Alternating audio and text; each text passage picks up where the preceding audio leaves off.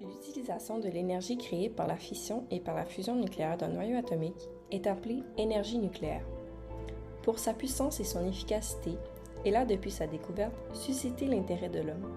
Que ce soit pour faire la guerre, pour affirmer son pouvoir, pour faire fonctionner un moteur ou bien pour produire de l'électricité, l'usage de cette énergie est multiple. D'autant plus qu'il s'agit d'une énergie verte, c'est-à-dire qu'elle émet peu de gaz à effet de serre et pourrait être une solution aux problèmes environnementaux auxquels l'humanité fait face. Pourtant, l'énergie nucléaire, bien qu'elle soit polyvalente, peut avoir des conséquences redoutables. En effet, les atomes issus de cette réaction ont souvent des effets néfastes sur l'environnement et sur la santé humaine. Dans de nombreux cas de catastrophes nucléaires, le césium-137 relâché a laissé des traces dans l'environnement et parmi les populations touchées.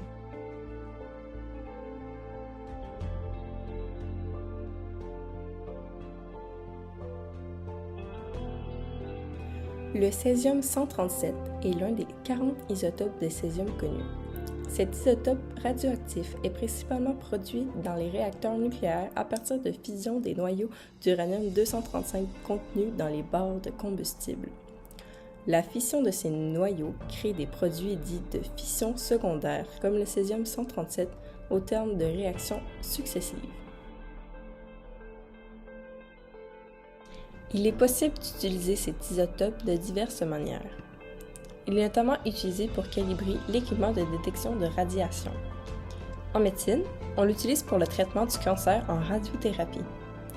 Le césium-137 est également utilisé comme traceur radioactif dans la recherche géologique pour mesurer l'érosion et le dépôt des sols.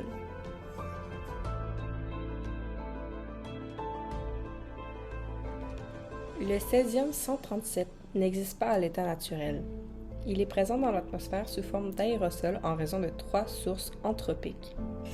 Les rejets des centrales nucléaires en fonctionnement normal, les rejets accidentels des centrales et les essais nucléaires atmosphériques réalisés après 1945. Avant la construction du premier réacteur nucléaire en 1942, la Terre n'avait pas connu une présence significative de cet isotope de manière naturelle.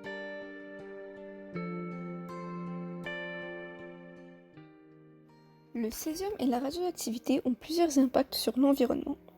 Déjà, du césium provenant de l'accident nucléaire de Fukushima au Japon, datant du 11 mars 2011, était détectable jusqu'en France, cependant à un niveau négligeable.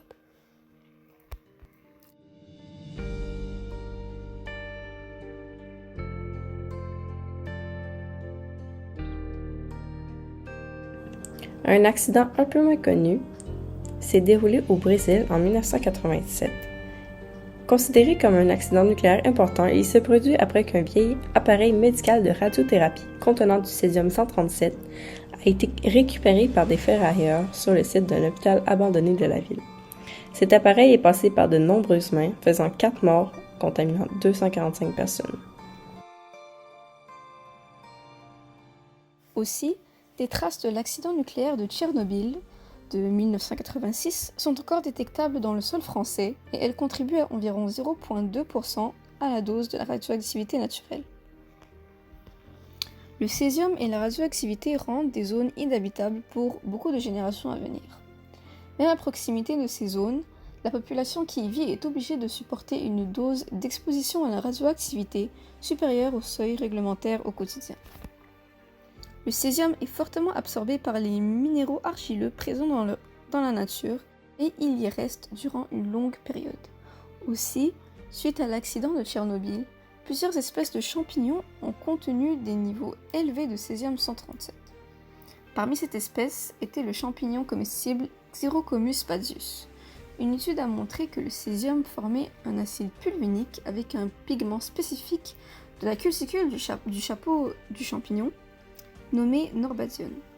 Aussi, le césium a un effet négatif sur la croissance des plantes, notamment sur la photosynthèse. Le césium peut changer l'arrangement de thylakoïdes dans les chloroplastes et inhibe la synthèse des chlorophylles.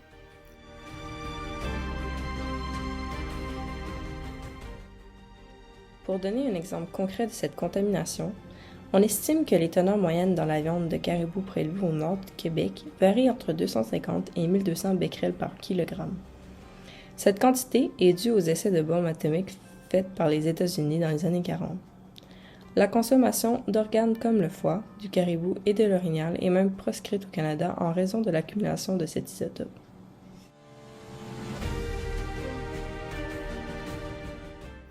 Le césium a aussi un effet sur la faune et les humains. Si le césium est absorbé par un humain, 80% de celui-ci va se trouver dans les muscles. S'il est ingéré, 86% sera évacué par l'urine. L'exposition à de grandes concentrations de césium-137 est caractérisée par un effet aigu radiotoxique classique et l'apparition du syndrome d'anémie aplasique. Aussi, une expérience sur les rats ayant bu de l'eau contaminée par du césium a montré une baisse de la vitamine D3 dans le sang. Chez de nombreux animaux, dont les mammifères, cette radiotoxicité est exacerbée par le fait qu'une grande partie du césium est assimilée par l'organisme en tant qu'analogue du potassium. Il n'en est alors éliminé qu'avec une période biologique de 20 jours pour les enfants, 100 jours pour les femmes et 150 jours pour les hommes. Quand le césium-137 est ingéré par l'enfant, il se distribue d'abord chez l'adulte, comme chez l'adulte, de manière homogène dans l'organisme, mais avec une charge beaucoup plus importante chez l'enfant que chez l'adulte. Une altération de ces fonctions physiologiques peut avoir des conséquences importantes en termes de santé publique, comme l'apparition de pathologies cardiovasculaires ou hépatiques. Aussi, ces études ont montré une variation importante du cholestérol et un changement de l'expression génétique du stockage enzymatique dans le foie et le cerveau. Davantage, dépendant de l'alimentation, le césium est rapidement absorbé par la lumière intestinale dans le sang. Il y a tout de même des solutions capables de protéger le corps humain contre le césium et la radioactivité. Le bleu de Prusse est la première couleur artificielle inventée par l'humain. C'est aussi une solution qui permet de protéger le corps humain contre le césium radioactif.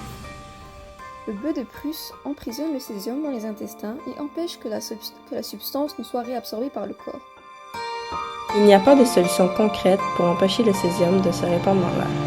Cependant, nous pouvons réduire les essais inutiles de bombes nucléaires et de missiles nucléaires et mieux organiser les déchets des centrales.